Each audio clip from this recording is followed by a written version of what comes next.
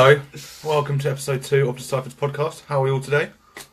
I'm Kieran, this is Rob. Sir. And get started, basically. So, quick thing before we start, it's actually two things. Last time, our first episode was really successful. We had 457 views as of counting. In our minds it was, anyway. Yeah, I'm happy with it for a first podcast. So, a quick... So do this before, shout out to a couple of people that have given us feedback and spoken to us. So Jake Moore, Stephen Calcutt and Jamie Price. G'day. G'day. So one thing we mentioned last time with the whole talk of Chester and Chris is that we would have a happy podcast, and that is the plan. However, we do start on a bad note. Now, it's a shout out and a rest in peace kind of note to, I'm really sorry if I screw this name up, Juliana Tudos, who was, quite a few of my friends knew her. She worked in the World's End and I believe the Underworld as well in Camden, or that's what different newspapers are saying. So, massive rest in peace. She was murdered on Christmas Eve. A massive shame. She was 22 years old, and that's just horrific, really. So, rest in peace, Juliana. Let's get on with the episode. Yes, sadness is done for the week. Yes, it is. So, let's start off with the news over the last couple of weeks. Now, we didn't turn up for a podcast on Monday because it was Christmas Day, and fuck that. So, first of all, Josh Homme of Queens of the Stone Age fame kicking a photographer in the face. Yeah, that was something. Now, he's issued 2 apologies, one by typing, like one by written. And I've seen the video as well. I haven't seen the video. Did he seem sincere? So, I mean, obviously this is going to be the biggest question that anybody has to ask about the situation, really, is that, was it on purpose? Is he genuinely sorry about it? And that's kind of taken the net by storm at the minute. There's lots of sort of videos of people posting their opinions and stuff. I watched the apology video. I would say he seems sincere in the sense that he knows he's fucked up, but whether or not he's actually sorry for doing it in the first place, or whether he's just sorry that he's now feeling some major repercussions. Yeah, he's sorry that he's going to probably get sued. Well, yeah, and quite rightfully so. Sorry, dude. Yeah. If you're ever watching this, I highly doubt it, but you're a bit of a dick. I've never been a fan of Queens or the other band he's in. The one Eagles of Death Metal. Thank you. I was about to use a terrible example. Yes, I know exactly where you were going with that as well. Honestly, it's a happy podcast, guys. Yeah. But I've always thought that, I just always had this feeling Josh Holmes a twat, and it seems like he is. So your opinions on the video, I watched it a good 10 or so times. Between 10 and 15 times, and I found the more I watched it, the more I was convinced it was done on purpose. Exactly that, yeah. Just because he's sort of like waving his feet around, and then he just sort of seems to look down and thinks, "You'll do," bang! Yeah. And there's just no excuse for behaving like that. Like, you're a fucking frontman at a rock show. Yeah, he looks like it could be pulled off that he just swung his leg around, but it was how he looked at her, went, it just, nah. There's definitely a level of disconnect there where, in his mind, you know, even if it was a genuine accident, there's been a point in his mind where he's seen her before the thing has happened, and it's still happened. So, purpose, accident, don't really know. All I know is that more could have been done to avoid it in the first place, I think. Yeah, regardless. Absolutely. So that covers that pretty much. Pretty much, yeah. You are ridiculous. So, brief one. Don't know actually too much information about this one, but I think it's the UCLA, a university in America, has announced a Chris Cornell scholarship. I just believe it's named after him. And so it has absolutely nothing to do with... As far as I know. Now, this is bad journalism on my part, but I'm not sure what it really means. I just know that I think he's been... You know how people get things named after him? He's been named after this. It's more like a respect. Yeah, I think he's done a lot of work around the area, possibly, or he's from the area, which is... Oh, I thought you'd know, man. No. Guy. I don't know where the dude was born. I don't even know where he was found. Like, Right, well, you're just a musical fan. I thought you may have known, but fair enough. So there are a few bands and artists that I would know sort of the ins and outs of things like that. Nirvana, Foo Fighters, random ones really, ones that like I'm not even a mad fan of, but yeah, just ones that I've researched a bit. I think really my interest in Chris Cornell became very much apparent after he had passed away, for lack of a more respectful way of putting it. Yeah. And yeah, I don't really want to sort of dive too deeply into somebody that's passed, because it is still upsetting. Obviously. Yeah, of course. But the scholarship, it's a nice little thing, isn't it? Definitely, yeah. I think in terms of like the paying their respects to, I mean, the school might have some sort of ties to him, but I'll be even more impressed if they don't, if it has absolutely nothing to necessarily do with him, and that it's just more that they appreciate his influence and that they've decided to do something about it. Right, I see. Yeah. Yeah, that would be cool. So, next up on the news is something that has divided a lot of people. It's Dio Hologram Tour. Okay, so we all know who Dio was. Massive in the music world for at least us, but probably overall.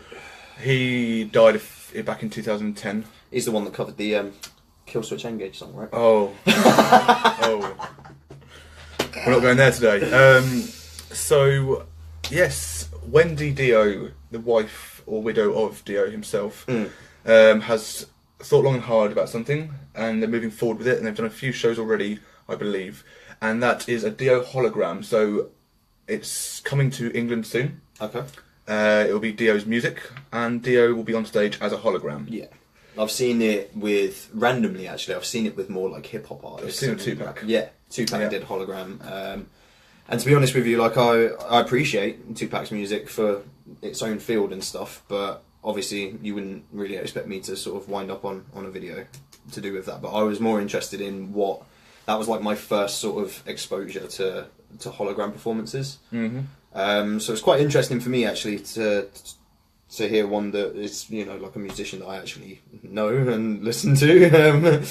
But again, I don't necessarily understand the controversy behind it. Like, can you explain that a little bit more to me? Like, why are some people sort of up in the air about that? I am up in the air about this. Okay, in fact, this I'm is not perfect. even up in the air about it. I'm against it. And Why? that is, why would you? The man's dead. Let him rest. Why would you put on a show? You're not seeing him live. You're seeing a recording. So, Like, you can do that at home. you can do, yes, but you can't fit another 50-odd thousand Do people you in care this about room. when you go to a gig? Do you really care about those 50,000 other people? I Yeah, mean, the it atmosphere's definitely there. wouldn't be the same if you were in the crowd on your own. Like, Oh no, but that's an actual live gig. I mean, to me, I understand why people are attracted to the idea of it, because, I mean, it would be like if you never got to see the Rev play drums and there was somehow like a hologram performance of him playing the drums at an Avenged gig. That's a bit different because obviously the rest of the band would be there. But let's say under the premise then that they just decided we can't play anymore because we've lost Jimmy and it's just too painful. If they then put on a hologram performance, and bearing in mind this is your favourite band, and I'll ask you from the premise that you appreciate them the way that you do now in this scenario as well, are you telling me that you would not go and see them a hologram performance of Avenged Sevenfold? Honestly. Especially if you've never seen the band before. You've got to think about the people that have never been able to see Dio play live.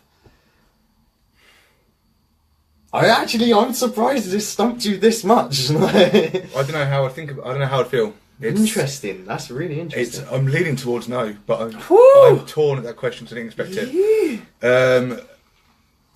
It makes a difference between the drummer. Mm-hmm. And especially if Avenged weren't there, then probably no, there'd be no point to watch just a hologram of the Rev drumming. Because it's not him. But it would be. I mean, it's not. Well, he's not drumming in front of you there and then. No. But the recordings would be him, just the same as the Dio recordings are actually Dio. I can do that at home. You can do in front of YouTube, you know, fine, great. Don't have to pay a $5 for a beer at home, do you? Like, no, exactly. Saving cash. That's what albums are for. That's what being a musician's all about. That's what being a gig enthusiast is all about. That's what albums are about, cheap man. beer and not sharing the venue with live 50 albums, other thousand people. It's not a live show. I mean, it's just not interesting to me. That's fair enough. I mean, that's fair enough. But I think the idea to say that you're like against it is perhaps a step too far, in the sense that, like, for your preferences, you're going to lean towards a no, but for those same preferences on the flip side, more people will be like, yes, I love that idea. I'm not like dead set against it. I'm not commenting and stuff like that and saying, oh god, not another Dio performance. But take it I off. just don't feel it's necessary. I feel like it's been done when he was live. Not the hologram, obviously, that would be a bit awkward. But it's just I don't see the point. I guess if you've never seen him live before, I've never seen him live before, but then I'm not a massive fan anyway. Kill Switch's version was better. So I'm just not going to say anything about that, to be honest, because I could sit here and contemplate that and be like, well, actually, I agree. Well, actually, yeah. So let's love the Kill Switch version, but yes. Yeah. So Dio has got a hologram. It's going on tour. The rest of the band members from the past are going to be there playing instruments as well. I think so. That adds another Tim Ripper Owens level of attraction. Yeah, from Dio Disciples, some malarkey. So that's happening. Cool. Anything else you want to say on that point? No, actually, I'm just surprised, really. I'm literally kind of taken aback. Like, normally, when we come to disagreements about something, we already know that we're coming to a disagreement about it. Yeah, it's going to happen a lot on here. Yeah, I think so. Like we said last week, or the week before, whenever the hell we managed to do a lover one. It is probably going to be a very educational process for both of us, actually, isn't it? Like, that has proper shocked me. Yeah, cool. Full of shocks. So, next up, we have the Hall of Fame. Yes. The Rock and Roll Hall of Fame. Yes. It's going to be a very short little segment. We're basically going to speak about the main attraction, which is Bon Jovi. Yes. So, how do you feel, personally, about that? Do you think that's a worthy nomination? Of course. Yeah? It's Bon Jovi. Cool. Well, I'm fucking... there's no question that's not worth asking now, is there? Yeah, it's I agree. One of the biggest stars of all time. I definitely agree. Mainstream, known by all people, or by all ages. Yeah, for sure. And for all appreciations of different genres as well. You know, I know plenty of people that fucking Post Malone loving that still know plenty of Bon Jovi songs. So, yeah, again, there's that level of admiration there, really, that you've managed to touch that many people. If anything, I'm surprised that it hasn't happened already in the span of their career. I mean, maybe it's like we were discussing this in the car on the way over. Like, it's perhaps that they've only just reached the sort of limit that they can feasibly enter on, or like, not too sure about that. It does seem over to you, but it really does. Yeah, that's the point that I'm taking a very, very snail approach to making. Is that it's definitely does feel that way. Definitely always deserved it, I think. It's just wonder why it hasn't happened. Yeah, it's a bit odd, isn't it? Very much so. But any other main nominations that are up there, obviously probably not as strongly as Bon Jovi. There's a particular lady who deserves it, and that's as far as I remember. It's a black lady, I think her name's Bertha, or something like that. Papa Gates posted about it, and there's a story behind it, and now I've started something that I have no idea what I'm talking about. But she basically, when she was younger, she wasn't Welcome allowed... to the podcast, guys. I think she wasn't allowed into music college because she was black. Right. Are you fucking kidding me? Yeah, so she's quite old. I think she actually might be deceased now. But she wasn't allowed into music college because she's black. And now she's going to the Rock and Roll Hall of Fame. Do you know what? Yeah. Yeah, fair exactly. fucking play. Yeah, great news. So, finally on our news situation, if you could reach into your device, the Grammy nominations. So the reason that this is news in itself, yes, because it's Grammy nominations. Yes. The reason it's such big news is because widely known, the Grammys have been shit for nominations pretty much every single year. Particularly in the rock and metal genres, absolutely. I find. That's what I meant, yeah. So, this year, it's vastly improved with multiple bands, a non-biased approach and slightly biased approach as well, getting their first nomination. So, if you just list them off with... Yep, so to give you guys some idea of the nominations behind Best Rock Performance, which is going to be the 12th category this year. You Want It Darker, Leonard Cohen. We're great at what we do. The Promise, Chris Cornell. Now, again, like I mentioned maybe in the first episodes, I don't know a great deal of his solo stuff, but it's Chris Cornell, so it's if you're a fan, it's bound to be good. Run by the Foo Fighters. Now, contradictory to what I was just saying a minute ago, I am a very big Foo Fighters fan. However, I have not given the newest album the time of day yet. Mostly because I am so fucking scared after the last one. I just don't want this one to be shit. Right, cool. Sorry, Dave. Love you and everything. Great guy, sure. But please never make an album like that again. I appreciate like the art behind it, and I have heard from a lot of people that this is kind of like a step back to where they came from, but with an artistic view like the last album. So be interesting to see. I probably will get around to listening to it very soon, but the song up for nomination is Run, which I don't know, so I can't say. I have no idea who that is. No good. Kaleo, I think. Kaleo. Lewis is a big fan of Kaleo. He's been trying to see him live, and I said I listened to him. Fantastic. And I haven't listened to him yet. That was about 6 months ago. I see. I think the tour may have already gone. But he likes him. That's fair enough. So, Lewis, if you're watching, please inform us. Right. Go to War by Nothing More.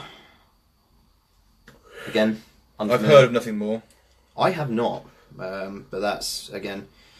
So that's they're the ones that are up for the best rock performance. Now, best metal performance, we have August Burns Red with Invisible Enemy. Now, I can imagine you are not a fan of August Burns Red. I'm not specifically not a fan. I'm nothing. I can imagine if I so that to me says that you haven't listened to a great deal of August Burns Red. That's correct. Yeah. If I put someone in front of you right now, I'm pretty sure you wouldn't. Right. Like Okay. it. Excellent.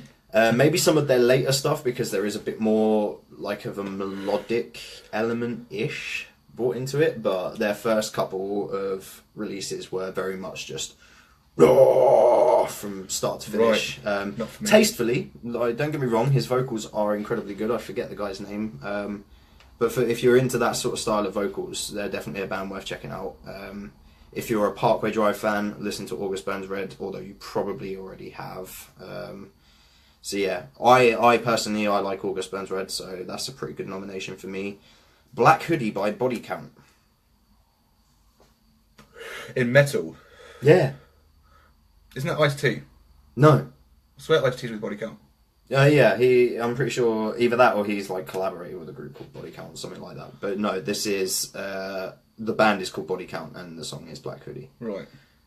It's safe to say neither of us have heard of those. I've heard of Body Count. I have not. Yeah. Ice-T did. He is So with this is them. going to be my last episode with you guys. I suck.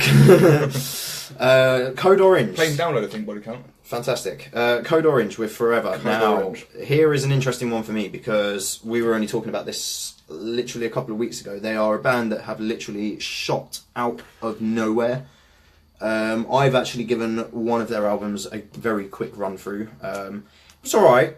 I'm struggling to see what really sets it aside from other bands of a similar sort of taste. Just in the sense that, like, you could probably find other bands that play very similar music to them that have nowhere near reached the amount of success that they have, especially in such a short amount of time. Mm-hmm. Yeah, but they do really really, skyrocketed. yeah. I mean, they're a baby band at the end of the day. They've been around for a few years, a couple of years. I assume so. Yeah. Um, The main support for Trivium in the UK on the UK tour in Yes. April. They've which got is a Grammy nomination. So obviously they're doing something right. Yeah.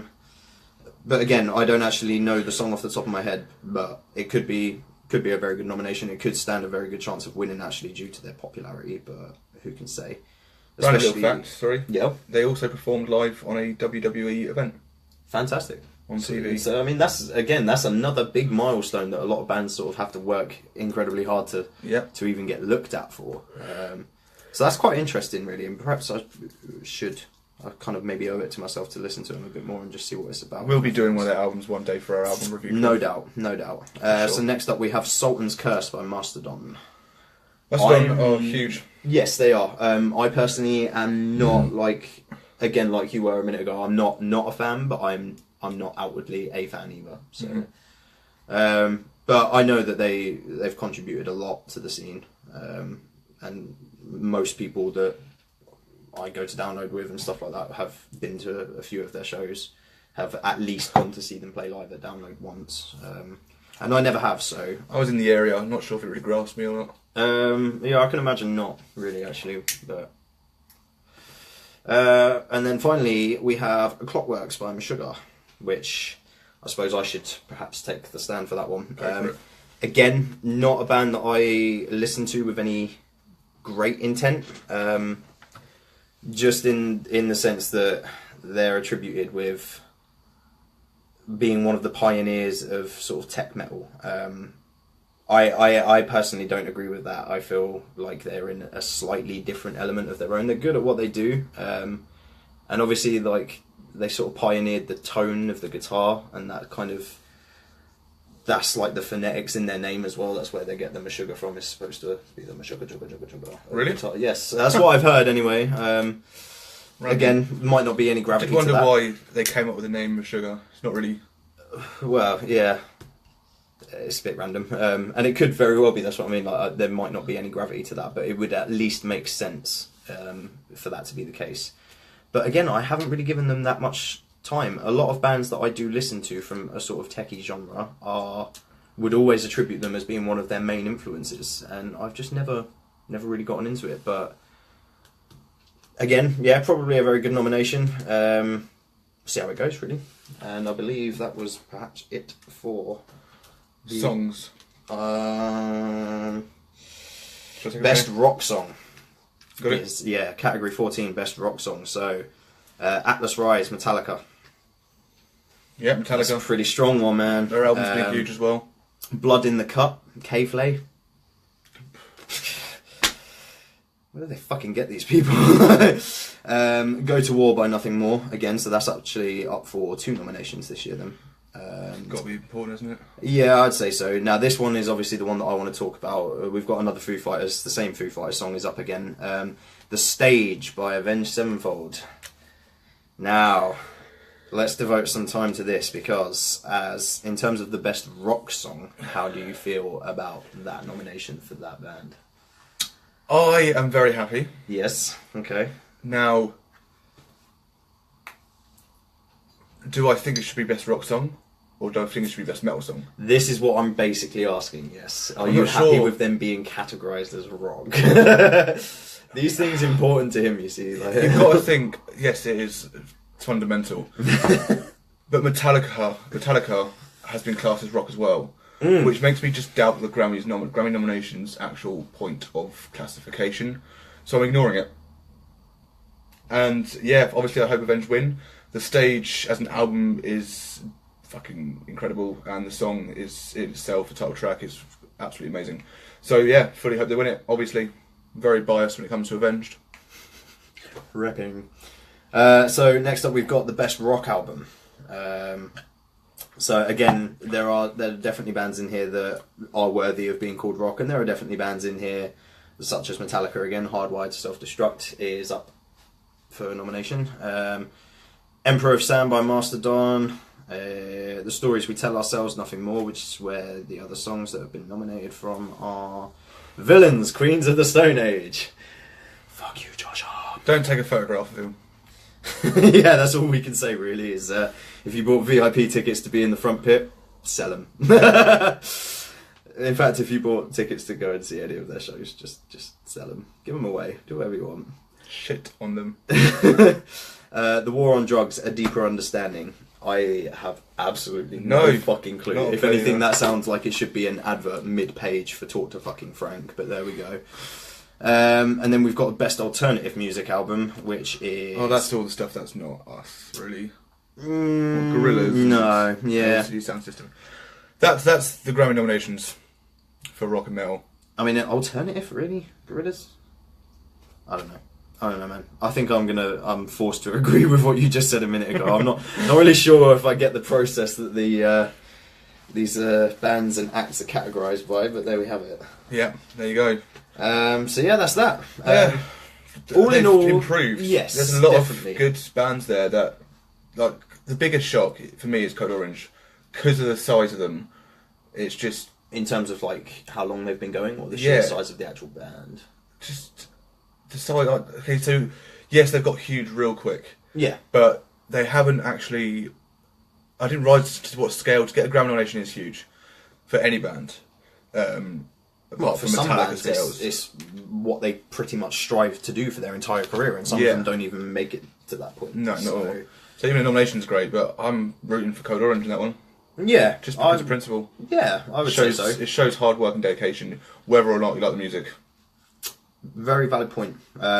And it just so happens that, from what I heard anyway, I probably could get into them quite a bit. Just need to give them a bit more time, really, I guess. Yeah. But yeah, I definitely agree with that.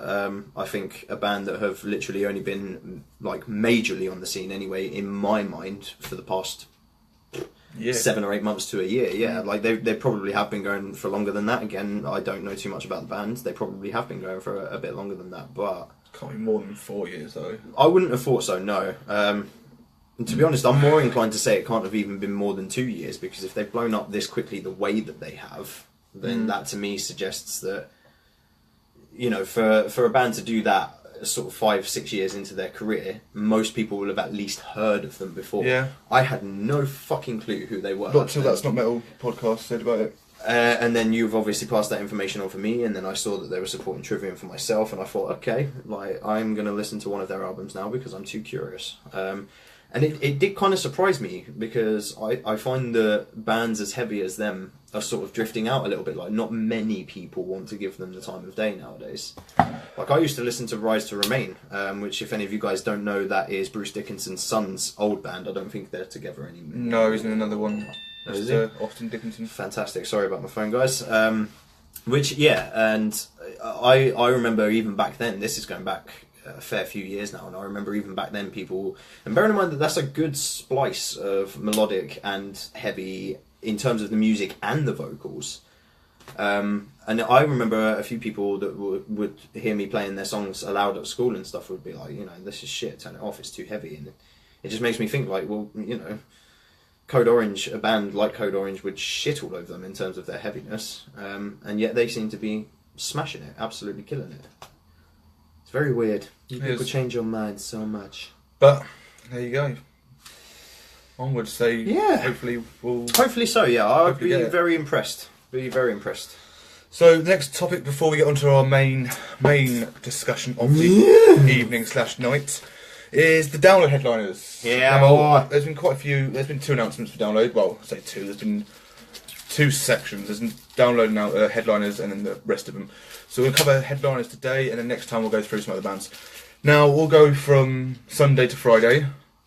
Any specific reason why, sir? Absolutely random. Promise. Oh yeah, that's cool. We just want to be different. It's got nothing to do with Avenged on Friday. Friday. Okay, I know, right? Yeah. I would have thought you'd have known that. Well, yeah, some things go past me sometimes. Yeah. So we've obviously been researching our information for the podcast so much. Yeah. Just through Google. So Sunday nights, the Ozzy Osbourne was announced, and he headlining the Sunday night download, closing the festival. This came to a lot of backlash on social media. Why is that though? Because I mean, I saw some of it for myself. Because people like to complain. But secondly, the main reason for their complaints, whether they're justified or not, was that Ozzy has lost it now. They say that I can't believe he only played 2 years ago with Black Sabbath. It's shocking that they're going to book him again, even though it's so bad. Number one, they book Slipknot every 2 years. Sometimes you're fine with that, or some people are fine with that. 1 year, most people are fine with that. Yeah, if it's not Slipknot, Stone Sour, or Corey Taylor solo, right? Most people are fine with it. 1 year, Stone Sour and Slipknot played the same weekend. 2013. You didn't complain, right? My point there is they're 2 different bands. Ozzy has never played Download as Ozzy. He's only ever played with Black Sabbath.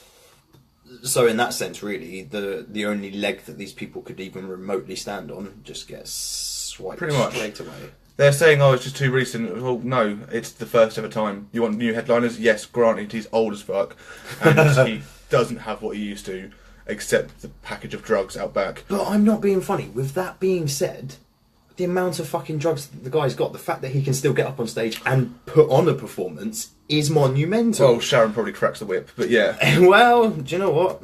Yeah, maybe. Yeah. He strikes me as the type of dude that might enjoy that, but... I'm out. So I'm really looking forward to it. I feel like that will be my drinking night. Yeah. I don't really drink at bands. I can't see why anybody that enjoys Download, or especially anybody that used to frequent Monsters of Rock, would ever have a problem with Ozzy Osbourne closing the festival. Yep, which actually kind of... We should have finished with Sunday, because that would move in great into our next subject, but... doesn't matter. See, this is what happens, alright? This is what I want to hear happens.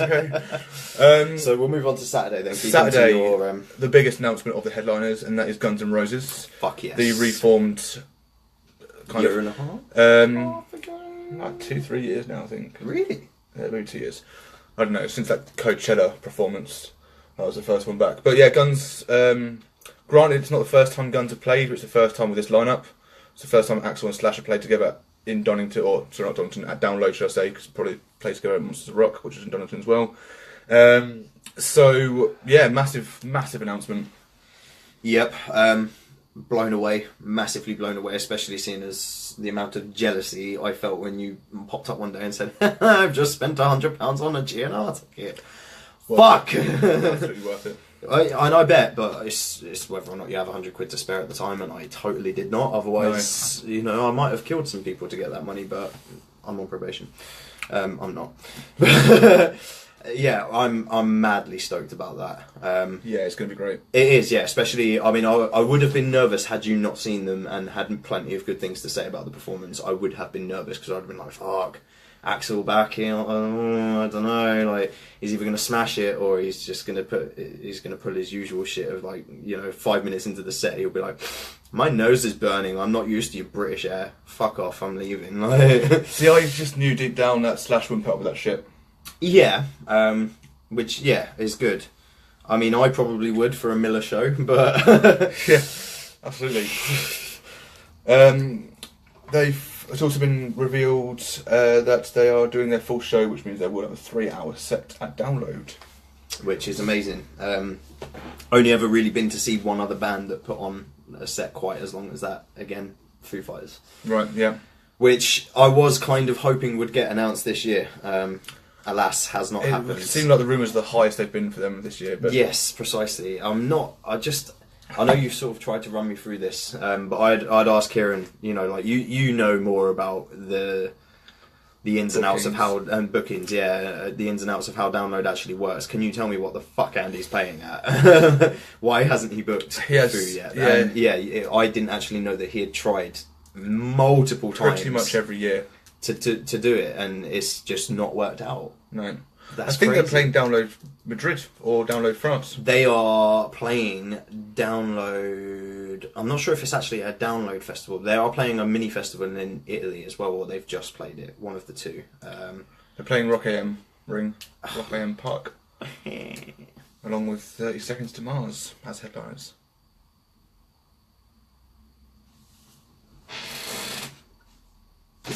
Add them up. Yep, and then Although truth be told, just as a random tangent, I do actually really enjoy 30 Seconds to Mars' first album, still to this day. I like 4 songs, and those 4 songs are great. Yes. Please never release any more music. Or go back to your roots. Okie dokie. So, final headliner is Avenged Sevenfold. Yes. I will take this one because I think it will go much more. I feel like you may not. Okay. Who will I take this one? Avenged Sevenfold. They're my favourite band for those who somehow don't know. Oh, we've got a like, that's nice. Sorry. Go past the screen. And they headlined in 2014, and they fucking nailed it. Now, this will be my 11th time seeing them, and for me, they don't get old. But I'm with a non-biased opinion. They had a lot of backlash, just like Slipknot did in 09 when people said, "Oh, they're not ready to headline," and then Slipknot smashed it in 09. 14, Avenged headline, they smashed it. They met with the same sort Yeah, of... they're maybe even worse.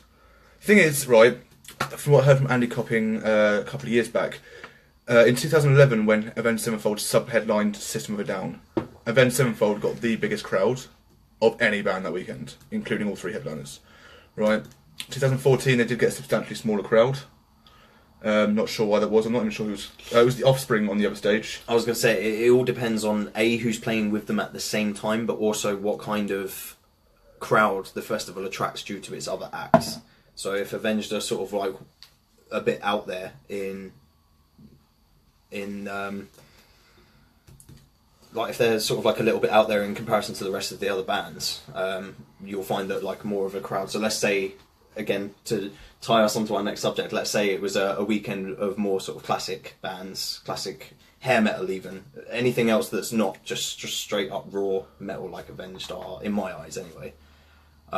You'd find that you've got like a crowd of people that would rather go and see bands like fucking Poison and stuff like that than Avenged. So it does all depend on who else is playing. I'm not sure who the bands... I know who the headliners were for 2014. That was Linkin Park and Aerosmith. So I'm not particularly sure why it didn't go down well, but to the people that saw it, it was fucking amazing. And I'm not just saying that as the biggest fan in the world. I'm just saying that as it truly was from feedback from people that are actually there. So yeah, they'll be back. They'll be bringing their whole new stage show, which will be pretty incredible. Yes, I'm very much looking forward to seeing what they can do with the download stage, actually, because the gigs that you guys went to earlier in the year looked fucking mind-blowing. They were incredible. The only issue is Empty Shadows has, the lead singer by the way, has said that because for the the UK shows, they've got this big cube that goes across like that, they can't do that download because there's no ceiling.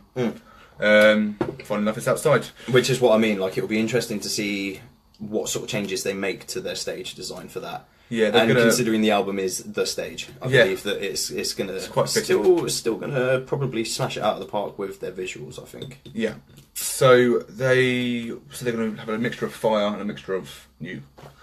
Alright, so that's the download headliners. I'm very hyped. I've got my ticket. Yes. I have not, as of yet. But hopefully things are in place to potentially, allow me to buy tickets for the next 5 years. So we go on to our main subject and topic of discussion for today. How long do classic rock bands have left? Classic metal bands. So, in recent years, we've seen the departure, assuming they mean at this time, of Black Sabbath. They finished their last tour in 2016, I believe. Maybe it's their last tour or the last tour? The last tour. Their last tour. Nailed it. Aerosmith, they finished recently. They headlined Download this year. Yep. Right, so that was that. How long do they have... If monumental bands like that, Black Sabbath, Creative Metal, fucking fight me if you disagree. How long do bands have left? I mean, to name a few that we can bring up that are on their way, we've got obviously Iron Maiden, Metallica, AC/DC, Judas Priest, Guns N' Roses, Motley Crue, who have also gone. They were gone a few years ago. Apparently there is more material on albums, but they won't be doing live shows anymore. Awkward. I don't know why I wrote Motorhead down. Motorhead had already gone, but that was for a different reason. Of course, Lemmy. Yes. Obviously, we've already paid respects to somebody else, so it doesn't really matter whether I make this one sad as well. But I just want to sort of give a quick shout out because it is 2 years just gone. 2 years gone yesterday since Lemmy died. Yeah. And 8 years since the Rev died. Yeah, on the same day. Which, boys. Yeah, absolutely killer. But again, nobody. I personally believe they're still worth talking about, even if they already are gone. Just simply because the amount of influence and the amount of, I mean, that is again, if they did a hologram performance of that, I'm sorry whether you disagree or not, but there will be too many people that would love to go and see that. I, for one, was never lucky enough to go and see Motorhead live. I've never seen Motorhead live, and that kills me a little bit inside. And yes, I appreciate that I still wouldn't be seeing them live, alright? But just let me have dreams, man. That's fine.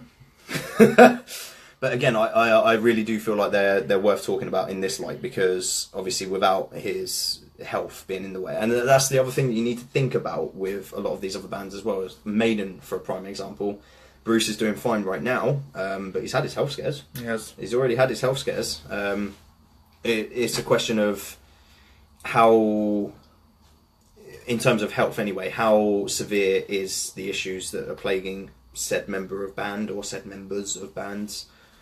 How severe they are and how debilitating they are. So for Bruce, I mean, he's a fucking strong dude anyway, let's be honest. Like, I mean, the guy flew a plane into Download when he played in 2013, which blew me away massively. I knew he was into planes. I didn't know he was able to pilot virtually any. Yeah, he did some warplanes over Sonosphere as well a couple of years back. Yeah, exactly. So, I mean, the guy is is well strong, like mentally and emotionally as well. I feel, but it's if anything, I feel for Maiden in particular, it will be because he reaches a point where he feels like, okay, now I need to start taking my health into a bit more consideration.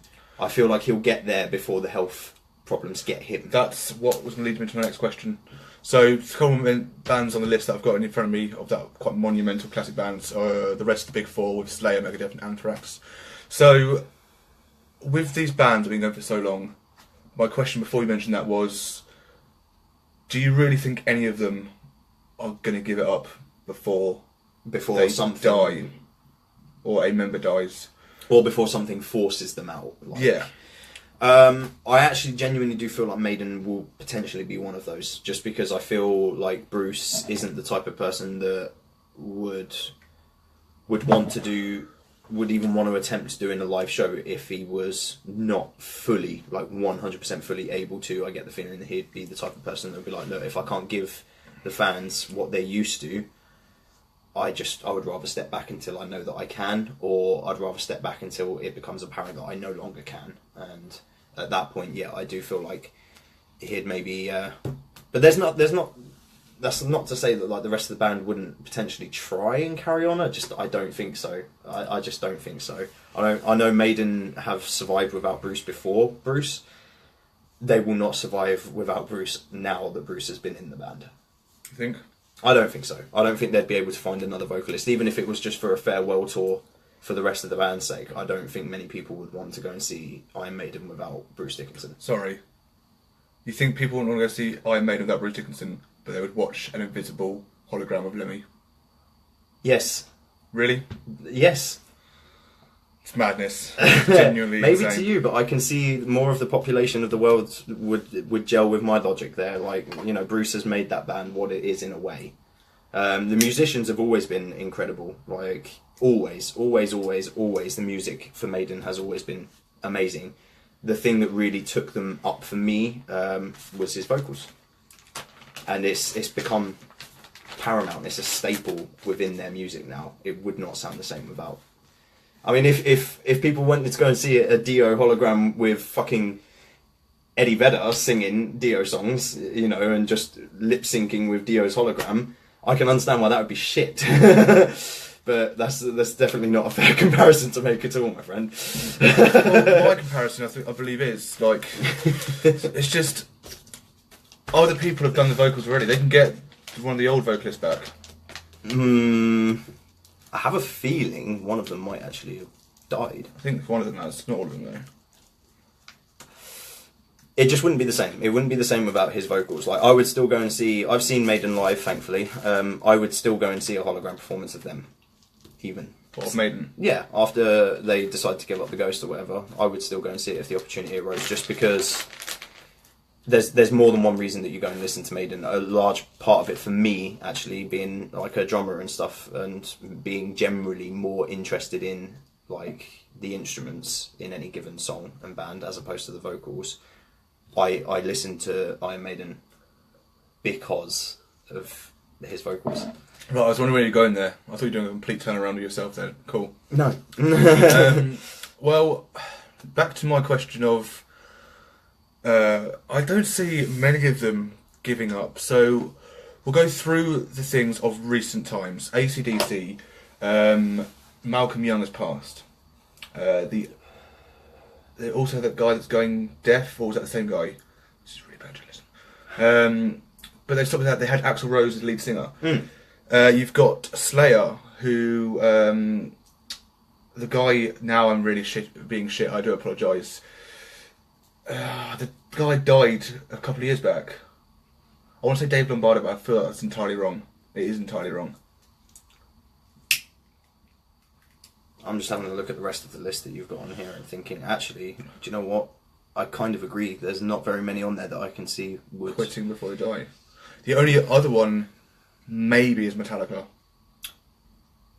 I mean, maybe it's me with my head up in the clouds, and I'm not even a big Metallica fan. I just really appreciate how monumental they are. I can't see it. Do you know what? They're the type of guys that I can imagine would still find a way to play after all of them are fucking dead. They'd probably still find a way to do it. 4 holograms. Yeah, well, why not? If nothing else, just to piss you off. Can you please? I'm so sorry about this. Can you please Google the guy from Slayer that died? It's now pissing me off. I'm not a Slayer fan, so I can't help you with that. Again, I appreciate how big they are. I appreciate everything that they do. But yeah, it's terrible that I don't know this. Are you a massive Slayer fan though? No, but I've seen them, and I saw them after the guy died, and they had all this thing up there. Right, they're the members there. Jeff Hanneman, do apologise. It's not Dave Lombardo. However, Dave Lombardo is in the band. Yes, that's one little brownie point to me after getting 10 taken away. So he died on the 2nd of May 2013. Yeah. Day before my birthday. Interesting. Right, so how to the actual question. So we're not going to go too much into them. So going along bands, we've gone through Maiden, we've gone through Metallica, Sabbath and AC/DC have been covered as well as Aerosmith. Judas Priest, the man from Judas Priest, he's old. And the man from Judas Priest. Yes, that's exactly Rob what I said. Halford. Yeah, that's what I said. He's very fragile now. He is, yeah. I've seen, even in interviews and stuff like that, like when he couldn't be more sort of casually comfortable. He even still looks like he's sort of a bit shaky, a bit sort of weary. Which of course is worrying. Very much so. Again, the thing with all of these bands as well is that in one way or another to either, the whole metal community as a whole or just to sort of slices of it, all of these bands are monumental in their own right. The thing with Rob Halford is that a lot of people draw influence from him in one way or another, whether or not it's the presence that he held on stage. I'm talking about him like he's already gone. The presence that he holds on stage, or like costuming and stuff like that, or just the pure music itself. Like there are a lot of reasons. Like, I hear people that are fans purely because of the whole experience. It's not even just about the music, and he's one of those sort of artists that you can go to and just appreciate on more than one level like that. So I do think it will be extremely sad if anything does happen. Can I see them giving up the ghost before something bad happens? No, because like you just said, he's extremely sort of frail and he's getting there now. I would have thought it would have already happened if he was going to. Yeah. So I hope not anyway. I hope that they don't give up. I know it sounds really bad, but I really hope he goes until it's what he likes doing. I hope he enjoys, he loves it. Yeah. I hope he enjoys what he enjoys doing for the rest of his fucking life, and I hope he dies happy doing it. Yes. As sort of morbid as that is to say. Exactly. Guns. Now, I feel like I'm kind of torn on this between two members specifically. I feel like if Axl would have stopped when he couldn't do it anymore, Guns N' Roses would have broke up 10 years ago. Right? I feel like Axl will push and do it till he dies. I think Slash will stop. Slash seems like he has more family nature to him, where he just goes, you know what? We are all really fucking multi-millionaires. I'm stopping now. I'll do my own, because if Axl, in my assumption, this is how I think it'll go. Axl will continue when Slash wants to stop. Slash will want to tour a lot less, or not at all. If he wants to tour a lot less, Axl won't take that, and he'll carry on touring because it's money. You just get fat somehow. With Slash, he'll probably go back to his solo stuff with Miles Kennedy, which I have zero problem with. No, not I love Guns and everything, but Miles Kennedy and Slash, yeah, it's good. It's quite hard to beat. Well, I'd say Outerbridge beats it, but that's just opinion. Either way, it's sticking with the Miles thing. But I think that's how it's going to split for Guns. Yeah, that's a very astute kind of observation, actually, because I think you're right, and perhaps not many people would think about it that way. I feel like now that they've sort of managed to gel as a band again, I feel like more people would probably just assume, if they were asked and just spent a couple of seconds thinking about it, a lot of people would probably just say like, well, they'll tour until they're done, and then they'll all decide to go their separate ways and do their own thing again. No, I don't think so. No. I think they're all really enjoying the wave that they're back on now. Yeah, absolutely. And I feel like any one of them saying that they don't want to do that anymore will pose big problems on the rest of them that do. Yeah. So yeah, a very good observation to make. It's certainly one that I've not actually thought of like Thought that of on the before. spot, to be fair. Just Very happened. good, very good. Good journalism. Crew and Motorhead have been covered. Yes. Slayer, I think they will be there until they pass. Yeah, because for the same sort of reasons, like they're a massive monumental band with Cult following like motherfuckers. and then some. Yeah, so yeah, I think if nothing else, I mean, even if they get to a point where all of them don't really fancy doing it anymore, I get the feeling that they are also the type of band that will be compelled to do it for their fan base, which is fine because that is just loyalty, really, to your fans. And that's something I would never question any of the big four on, really, apart from maybe Megadeth every now and then. Like, but that's just because Dave's a bit of a twat. Do you think so?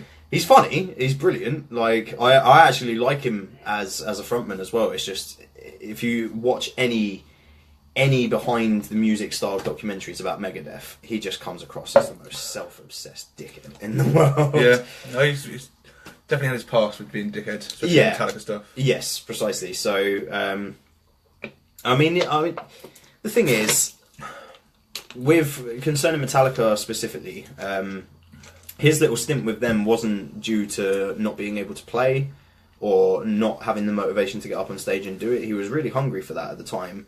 And I do kind of feel bad for him at that point in time. Like, that's the only sort of time in the band's history that I can feel more at ease about him being a dickhead. I can empathise with him being as much of a dick as he is at that point in his career, because he's just found this band that are on the rise, and he's playing with them, and he's contributing towards them getting like the critical acclaim that they get. And then out of nowhere, like, all of them are drinkers. All of them have said, like, in multiple interviews, there's like, they do band prayer and stuff like that before they go on, which is basically where they have like 5 shots of whiskey each and shit like that. Like, they're all drinkers. It's just that one member decided to get a little bit too merry a little bit too often, and they decided, nah, you're not working out. I do kind of feel for the guy in that sense, really, because it's like, if you're being inducted into a band that have already got their kind of set ways, naturally, if you see them drinking pretty heavily, you feel like, right, okay, well, I'm part of this band now. Like, I need to go and drink heavily. I need to be part of the party, kind of thing. And literally, like, even some of the roadies have been in interviews saying, like, yeah, Metallica's the only band that I've ever worked for in which you could get fired for not drinking. Right. Like, so it's obviously like a prominent thing there, and Also, yet they fire him for drinking. Back then, I'm sure the drug use was intense as well. No doubt. But I would be very surprised to learn that any one of the band members hadn't ever at least dabbled. Yeah. Perhaps Dave did get a bit carried away with that. But again, do I think that he's the type of bloke that is going to call it quits before his time? No.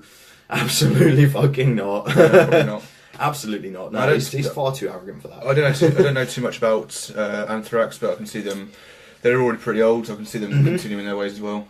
I mean, I actually disagree there. I can see them stopping properly, mostly because they've been through X amount of vocalists. And we're not even talking like vocalists of a similar sort of style. Like, there have been one of their vocalists, I can never remember the guy's name. He sang on Safe Home, which is one of their more sort of mainstreamy popular songs.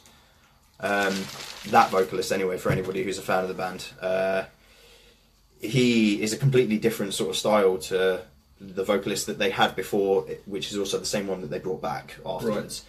And if you listen to the 2 albums that like the split over was, it's substantial. It is literally like, you've got like a more sort of, for lack of a more descriptive way of putting it, you've got more of like a hair metal band sort of vocalist to suddenly more of like a Creed deeper sort of, like. Okay. It was quite strange for me, and I feel like with that many sort of inconsistencies in the band, they could quite easily reach a point in which something comes up and they think, oh, do you know what? Been doing it for a long time, like you said, they're old, and plus a lot of them have their hands in producing and journalism and stuff like that. So there's plenty of other outlets that I can see that band disappearing into. Yeah, fair. Is whether or not they would ever stop doing something with music, or like if they'd just completely quit the music business altogether. I think that's definitely a stretch. But do I think that they'll stay in the same band until they die? Possibly, maybe not though. I do think that that's a real strong possibility with Anthrax. So, the main question to cap this topic off for now, or overall, is how many years do you think they have left? I mean, so to put it into a more simplistic question, how many years till all of them are gone? Will they all still be here in 10 years' time? Will at least one band still be here in 10 years' time? Possibly. I believe that a handful will make it past that point. 15 years, and I feel like we might be cutting the line a bit fine. I am entirely agreeing with that. Yeah, I think that most of them will be gone in 10 years. So I feel if health is there, we'll have Metallica and we'll have Maiden. And that is where it ends. Which, to be fair, out of all of the big bands that we've sort of jotted down for the purpose of talking about them like this, they are probably the two that I would, for multiple reasons, feel like deserve to sort of live past all of that. Maiden, again, kind of a biased thing there, so I'll try not to do that too much. But Metallica as well. I mean, how many other bands are really going to sort of suffer a loss if somebody from Metallica dies, or if James died, or Lars? Yeah. I don't even rate Lars Ulrich as a fantastic drummer. Not many do. No. And even he doesn't, to be fair. Like, his dad was like a tennis coach or some shit like that, so he was like a really sporty kid. And when they moved from Netherlands? Denmark. When his family moved over to the States, he obviously found the band, and he even admitted later on that he didn't know how to fucking play drums. He had not a single drum lesson like under his belt or anything. But then it's the same with Paul Gray. Or Slipknot as well. He didn't know how to play bass. Didn't have a fucking clue how to play bass. So it just goes to show. It's actually the same with Mikey Way from My Chemical Romance. Gerard Way was like, "Do you want to join the band?" He's like, "Well, what can I play?" He's like, "Well, here's a bass. Learn it." Jokes. Did not know that. Band, yeah. Did not know that. So that caps that off. We both say about 10 years is very possible. 15 years is pushing it. Just as a quick counterpoint, though, and a very, very quick one. What kind of bands do you feel like are going to be the new classics? This is what I was about to go into. So, fucking sick to the brain, man. On next podcast, the topic is planned to be, as he remembers very well, who are the next bands to take the reign? Who are going to be the biggest bands leading and influencing others? They're obviously already around, but who are the ones that are going to be the Metallicas, the Maidens? So next time's podcast, we'll try and answer that question. Yeah, we'll go through that quite in detail like we have with this.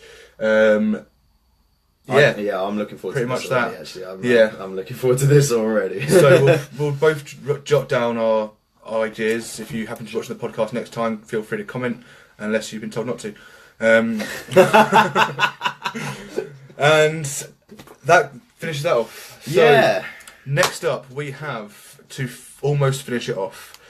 We have the review of the week for Album Club. Now, before we start that, because this is only our second, I thought of an idea the other day, and we're doing it. And that is, we're gonna give a star rating out of 10 for each album. So as we didn't do that last time, we're doing it now. So the last time we reviewed The Poison by Bullet for My Valentine. So if you can give it a star rating. Oh, out of 5 stars? 10 stars. 10 stars. I even said to you earlier on during the week when you first came up with this, like, I need to think about this because I can see it being a 7 or an 8 now, to going up to a 10, to back down to an 8. I am going to settle on 8 stars. 8 stars. Purely because, for me, a 10-star album would have to be 100% front to back. I mean, you've got to find, like, somewhere to be critical about it, and that I feel like it's not easily done with The Poison, but it can be done. Whereas there probably are some albums, none come to mind at the top of my head, but there probably are some albums that I would really struggle to find a way to cut a star or 2 off, do you know what I mean? Whereas there are a couple of songs on The Poison that I don't play anywhere near as much as the rest of the album. So yeah, I'm going to settle with 8, but the generosity in me wants to push them up to a 10 purely because they're one of the first bands that I ever really properly listened to and shaped my music taste today. So it's quite a difficult one, but yeah, 8 stars I'm going to settle that. So when we briefly discussed the other day, I was a straight away 10. Mm-hmm. However, I'm giving them a 9 star. Okay, interesting. Now I've got my reasons for that. and there's always room for improvement. No, because I hate that phrase sometimes, because sometimes there will be 10-star albums, therefore no room for improvement. There are songs listened to less, like Cries in Vain, even if that's because it was overplayed when I was younger. So 9-star rating for that. Now I will be putting a note up, which we'll be updating after every podcast with our star ratings. So if you happen to be watching a podcast number 30, and you want to find out, then that's that. But I don't know why I'm telling you that now, because it's podcast 2, and you're probably not going to be watching podcast 2 if you're watching podcast 30. So, this week, our album club is Phobia by Breaking Benjamin. Yes, I suggested this one. Mostly because I felt like, obviously due to it being like a pilot for us as well, we wanted to make sure that we could do a podcast. It's all fun and well sort of talking about it. So last week was obviously a bit of a pilot for us as well, and we sort of decided mutually that it would be a lot easier just to go for an album that we both sort of were already familiar with, already had a good idea and an opinion about. So this week I decided to go for one that was just a little bit different, really. Like I quite like the album as a whole.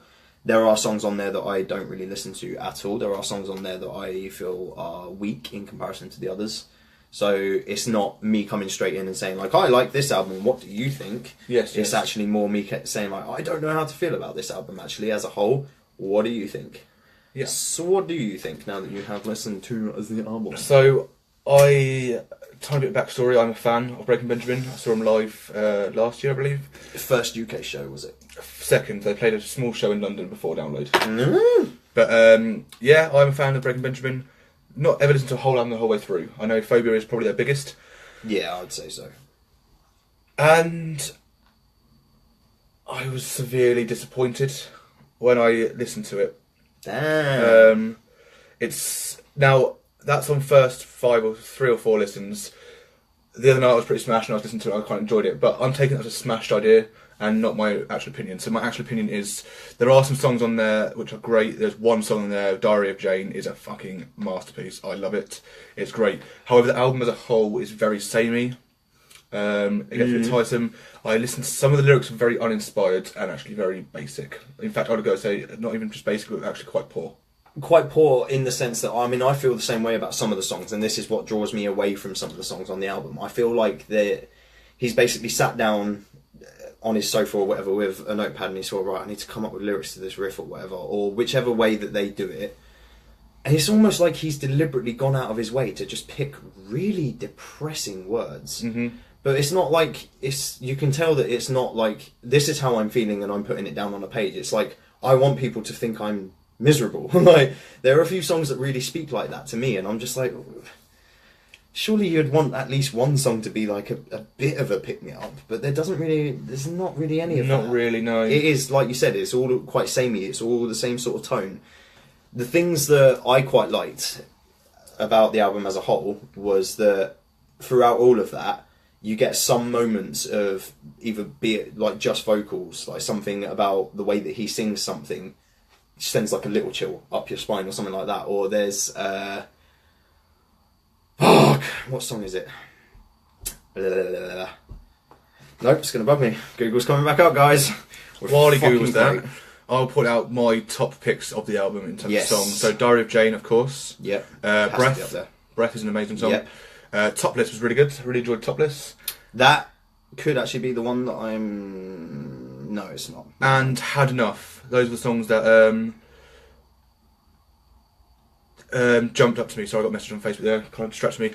Those are the ones that jumped out at me. Now, Evil Angel. Yes. Now, that's one I think I enjoyed a little bit last. Like towards the end towards of the your end. tenure of listening to the album. And another one, I want to say, something to do with the word devil. Alright, let's get this up. That seemed pretty good, but what I do have to say about the intro and outro, those, I just didn't like it. So it's the intro and outro, mainly the intro, doesn't go, so... It doesn't really set the tone for the album well. It's literally random. Yep. It goes into Diary of Jane, but doesn't even flow into it. Now, if you're not aware of Breaking Benjamin, the lead singer, Benjamin, he has got a extreme fear of flying. That's the reason they had their first UK tour last year, I believe. Now, the intro to the album is literally, I don't know, a bit of driving, then some airport noises, then the sound of a plane taking off or landing. Which is a bit backwards for him. Yeah, but I get it. It's called Phobia, the album, but I feel like you pushed a point that wasn't necessary. It didn't add anything or take away. It was just there. And if you don't know that the guy's got a phobia of flying, that is just completely random. And I'd be willing to bet as many of you guys that have watched the videos from the album and stuff, like, none of that really relates to his fear of flying. So that kind of first intro is just like... But this is what I was saying to you with Bullet, when we reviewed Bullet last time, is like, it's one of those rare cases in which an intro song I feel like totally deserves to be on the album in Bullet's case, whereas this is what I was talking about that week. It's like, not many bands that have intro songs on any of their albums I feel like are strong enough to really fit in. Maybe that is just me. I don't really get the whole thing with intros. Like, I always found that the bands and the songs and the albums that I listened to the most when I was younger were albums that started off with a real fucking punch in the face. Like, I like that kind of stuff. I don't want to necessarily be eased into it unless it's done tastefully, like Poison. If an intro's done correctly, brilliant. The Poison, Waking the Fallen. I think this is a self-titled Slipknot album with like the 17 numbers that pop out, and then it goes into Sick. The whole thing I think is sick. The whole thing I think is sick. The whole thing I think is sick. Yeah. I mean, that works though, because that is directly straight into the first actual song, and that's what I mean. Like, if it doesn't fit, if it doesn't earn its place on the album, it really does stand to make the whole feel of... I mean, especially for like the first time that you're listening to a said album, it can really stand to sort of make you take a step back and think, like, is this gonna suck? Like, and that is kind of how I thought this would be an interesting album to do, because there were quite a few of those kind of moments for me, like the intro, when I was listening to the intro, and like you said, go straight into Diary of Jane, which is good. Dance with the Devil. Yeah, Dance with the Devil, Until the End is a strong one for me, which is weird because throughout most of the song it's really quite depressing, and it's really, I don't know, like there's not really much that stands out about it until like he does like a little sort of... He does the second chorus, and then he goes into like a little bridgy bit, and then it's just this riff that kicks in afterwards that is just like, you can imagine if, I don't know, like you can imagine like an emo kid at school being bullied and pushed around and stuff, and then like he gets pushed down to the floor just as this riff comes up, and then that's when he stands up and kicks the shit out of every bully in the world. Like, It's that kind of power behind the riff. And that's what I really liked about that. And there are a few moments on the album that were like that, but I feel like all of the album's sort of strongest tracks are towards the beginning. And as you're listening to the album, it gets progressively sort of harder to stick around. Yeah, no, I agree. There's a few bits where he screams it. Sometimes it works really well, sometimes I was like, that was a bit random. You didn't need to scream then. Nothing against screaming, I love screaming, but it just didn't fit. Yeah, I mean, you're more of an advocate for that than me. I feel like some songs can only make sense if they're screamed. But yeah, you're definitely more of an advocate of making sure that balance is right between the two for your preferences anyway. Yeah, that's my perfect music. Again, another good reason why I sort of picked the album is because I thought, like, well, it's an interesting sort of mix. It's more melodic, which after the way that you talk about Sixth and bands like that are sort of, you know, well known for being a mixture of both. Your favourite Sixth song is purely melodic. That's not my favourite. My favourite is a good mixture of screaming, part of the friction. There you go. Right, okay, yeah. But I do love Inside. It's the first song that got me into him. Right, okay, so yeah. Favourite song. But yeah, so, I mean, you're definitely more of an advocate of getting that balance than me. So yeah, I thought that would be quite an interesting one for you. Overall. Yeah, I literally just thought, I haven't even thought about a rating yet. Now, the first number that comes to mind, I feel like it's too low. 4. It was 4. Now, I'm not sure if that's fair. I don't think so, because there's at least 4 songs on the album that you like, and that should bring it up more than that. What is it, 4 out of 10 songs that I like? That's a 4 out of 10 rating, isn't it? Is it actually 10 songs? I mean, I'm going to go... You're going to get mathematical on there. Either way, the body figures it out. My rating is 5 out of 10. Okay, that's fair enough. So we have 13 songs on the album. 13 songs. But obviously 2 of those we won't count because that's intro and outro. And Diary of Jane acoustic is on there as well, isn't it? Might be on like another release of the album. I'm not sure. It was on Apple Music, but yeah. So 5 out of 10. I think for me, surprisingly, considering it was my choice, I bet you probably assumed that I'd chosen it because I liked it and that I would have like plenty of good things to say about it. I wasn't sure, but yes. In actual fact, it was more because of that, because I figured that it would go one way or the other for you. And for me, it was an interesting one because I've never really been able to make up my mind about this album. Like, sometimes I'll listen to it from start to end and I'm like, yeah, okay, I really like that album. And then sometimes I'll listen to it. If I'm not in the right mood, like basically if I'm not ready to give up on life, I don't really want to listen to that album because it is just a bit depressing all the way through. Mm-hmm. For those reasons, I'm actually only going to give it a 6 myself. 6.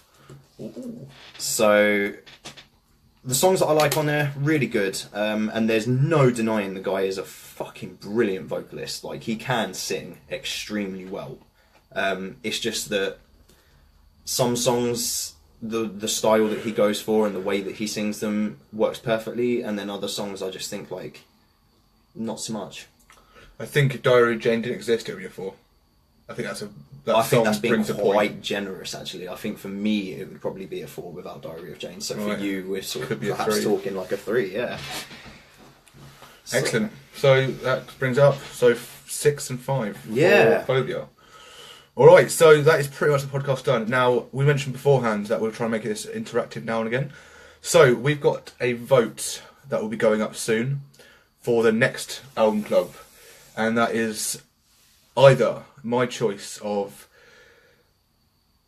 Death of a Dead Day by 6th. You need me to look up the fucking album for you? No, Death of a Dead Day by 6th, or Rob's choice. Protest the Hero, and I just need to remind myself of the album.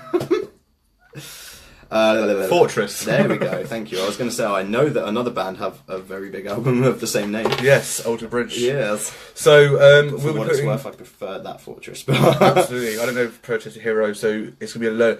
The good thing about this as well is, so technically it's my choice next, but we're doing a vote, and that's that. I know my album very well, you know your album very well. yeah, fairly. We don't know each other's albums very well at all. No. So it's going to be a learning curve, so I'll... You'll be proud to see that it's on my Spotify. Like, I've saved the album as a whole on my Spotify. It's Beautiful. ready to go. Good. I have actually listened to the songs that you rave about the most on the album. I still don't And we'll quite get into understand. that on the yes, podcast. we will. Okay, so that'll be next time. We're still aiming for our Mondays. It won't be this Monday coming up because it's too soon and it's New Year's Eve, and I won't be functioning enough to do a podcast. I mean, I will because I've got work the night before. So, Orcs. So thank you very much for joining us. Yes. Yeah, that is everything. Brilliant. It's been lovely to be talking to you, whoever you are. and definitely feel free to leave your own ratings for any albums that we do. Oh yeah, comment on that thing I'll put up today. Yes, I mean anything that we've talked about. Awesome. Definitely, feel free to feed back to us. We'll be interested to, again, if we've gotten any of our facts wrong. I mean, there's a very good chance, seeing as we're both recommending albums that we can't remember the fucking names of. There's a very good chance that we have gotten some of the information wrong. So in that sense, definitely, definitely feel free to comment and let us know. Pretty much. So we hope you had a good Christmas. Have a very drunken New Year's or whatever you partake in. And yeah, thank you very much. Goodbye. Take care, guys.